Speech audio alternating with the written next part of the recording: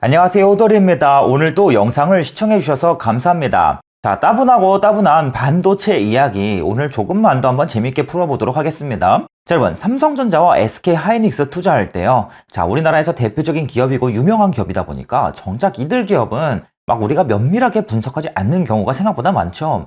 자, 그런데 이들 기업에 숨어있는 비밀 한 가지를 좀 말씀드리고자 합니다. 굉장히 이들 기업을 깊게 분석할 때만 좀 알 수 있는 그러한 특징이 한 가지가 있습니다. 다소 흥미로운 특징인데, 자, 보통 우리가 뭐 재무제표니 사업보고서니 이런 이야기 나오면 바로 어떻게 합니까? 영상을 바로 끄고 싶을 정도로 따분하고 재미없는 주제, 이렇게 이제 생각하시는 분들이 많으실 텐데, 오늘 영상을 이제 딱 시청을 하시면요. 무언가 재무제표가 조금 더 재밌게 느껴지실 그럴 여지가 있을지도 모르겠습니다. 자, 여러분. 자, 삼성전자와 SK하이닉스는 반도체 공장에서 반도체 칩을 찍어냅니다. 자, 그런데 아주 흥미로운 특징이 있어요. 자, 무엇인가면, 자, 삼성전자와 SK하이닉스는요, 반도체 칩을 만들 때 이 칩을 만드는 시간이 굉장히 오래 걸린다라는 겁니다. 아니, 꼭 반도체만 오래 걸려요? 뭐 다른 냉장고라든지, 아니면 자동차라든지, 이런 것들도 많이 걸리지 않아요? 오래 걸리지 않아요? 라고 물어보실 수가 있겠는데요. 자, 그런데 여러분, 뭐 자동차라든지, 냉장고라든지, 이러한 제품들은요, 생각보다 만드는 시간이 그렇게 오래 걸리지가 않습니다. 그 이유가 무엇인가 하면, 자, 자동차를 어떻게 만드는가, 냉장고를 어떻게 만드는가, 만드는 방법이 비슷해요. 어떻게 만드는가? 바로 수많은 부품업체들이 만든 부품들을 사와서 부품들을 조달받아서 이들 부품을 조립하는 형태에 가깝다라는 것입니다. 그래서 실제로 이러한 부품을 조립하는 것이 제조 공정의 거의 대부분이고, 이러한 조립을 진행하는 것은 사실 그렇게까지 오래 걸리지가 않습니다. 자, 특히 어떻습니까? 자동차 같은 경우에는 이 부품을 막 조립해서 자동차를 완성하는 게 굉장히 시간이 오래 걸릴 것만 같지만 실제로는 차의 색깔을 도색하는 이 도색 작업이 더 오래 걸릴 정도로 생각보다 이 완성차를 만드는 시간 자체가 그렇게 오래 걸리진 않는다라는 겁니다. 물론 부품을 만드는 시간까지 모두 다 고려하면 제조 시간이 길다라고 이야기할 수 있겠지만 실제로 현대차 같은 기업이 삼성전자 같은 기업이 완제품을 제조하는 그 과정만 살펴보면 그렇게 오래 걸리지가 않는다라는 거예요. 자, 그래서 어떤 특징이 나타나냐면 냉장고를 만드는 삼성전자의 공장을 들여다봐도 부품업체로부터 조달받은 부품들이 잔뜩 창고에 쌓여 있고요. 그리고 완성된 냉장고가 또 창고에 쌓여 있지만 아직 제조 중인 중간 단계에 있는 제조 중간 과정에 있는 냉장고의 비중은 그렇게까지 많지가 않다는 것입니다. 자, 현대차도 마찬가지입니다.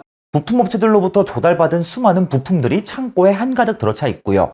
또 자동차를 완전히 완성해서 조립이 끝난 차를 또 창고에 한가득 보관하고 있지만 지금 공장에서 생산 중인 아직 미완성의 자동차예요. 아직 제조 중인 그러한 상태의 자동차의 비중은 그렇게까지 많지가 않다라는 것입니다. 자, 그에 반해서 반도체는 아예 다른 방식으로 만들어져요. 반도체는 공장의 원재료가 처음 딱 투입이 되면 이 원재료들이 수많은 공정들을 계속해서 거치면서 아주 오랜 시간 아주 많은 공정들을 쭉쭉쭉 거치면서 이 과정에서 새로운 원재료들이 계속해서 투입이 되면서 완성이 되는 그러한 특징을 가지고 있습니다.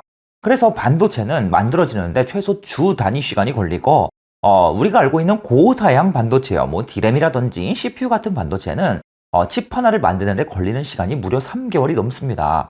자, 그래서 반도체는 어떤 특징이 나타나냐면 반도체 공장과 창고를 가만히 들여다보면 이제 반도체를 만들기 위한 원재료도 일부 쌓여 있고 또 이제 완성된 완제품 반도체도 창고에 일부 쌓여 있지만 공장에서 지금 만들어지고 있는 아직 중간 상태의 칩들이요. 아직 중간 상태의 미완성의 칩들이 훨씬 더 많은 비중을 차지한다라는 것입니다.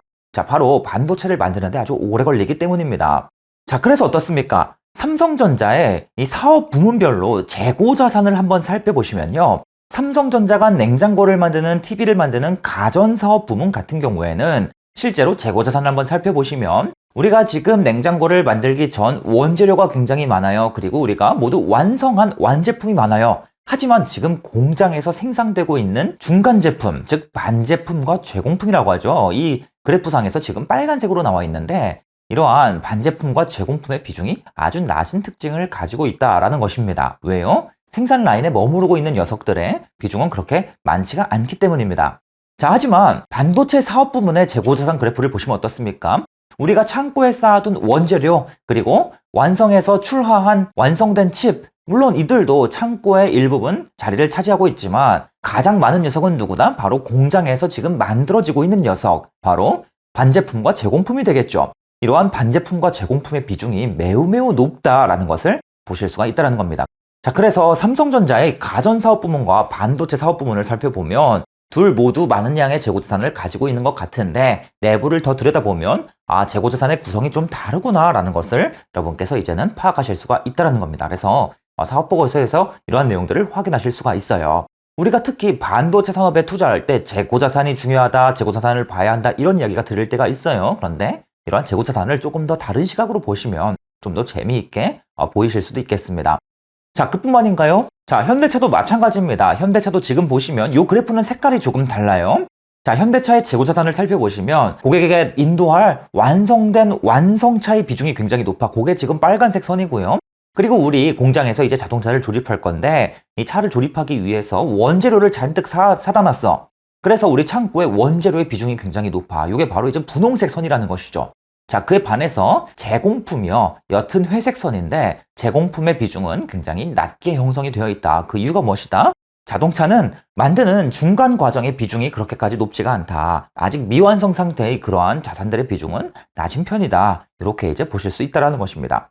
자, 이게 바로 반도체 기업들의 특징입니다. 삼성전자와 하이닉스는요, 유별나게 재고자산 중에서도 제공품과 반제품의 비중이 아주 높은 특징을 가지고 있어요. 이는 다른 산업에서도 쉽게 관찰되지가 않습니다. 왜? 그 이유가 무엇인가? 반도체는 제조가 아주 오래 걸릴 뿐만 아니라 단순히 부품들을 사와서 부품들을 조립해서 만드는 그런 형태가 아니라 반도체 기업들이 처음부터 끝까지 모두 다 몽땅 일괄적으로 순차적으로 생산하는 그러한 방식을 가지고 있기 때문이다. 그래서 반도체 산업은요, 특히나 제조 공정이 더욱더 중요한 겁니다. 우리가 자동차 산업에 투자할 때 수많은 부품 업체들을 분석할 일들이 굉장히 많지만 자동차가 어떻게 만들어지는지 제조 공정을 막 깊게 분석할 일은 그렇게 많지가 않다는 것이죠. 자, 그에 반해서 반도체는 제조 공정이 굉장히 중요하고 제조 공정에 사용되는 장비와 소재들이 굉장히 중요한 이유도 바로 이처럼 제조 공정이 아주 유별나게 오래 걸리고 비중이 굉장히 높고 그리고 또 굉장히 어렵기 때문이다. 이렇게 이해하실 수 있겠다는 것입니다. 자, 그럼 또 더 알찬 내용으로 여러분께 인사드리도록 하겠습니다. 오늘도 시청해주셔서 감사합니다. 이상으로 호돌이었습니다.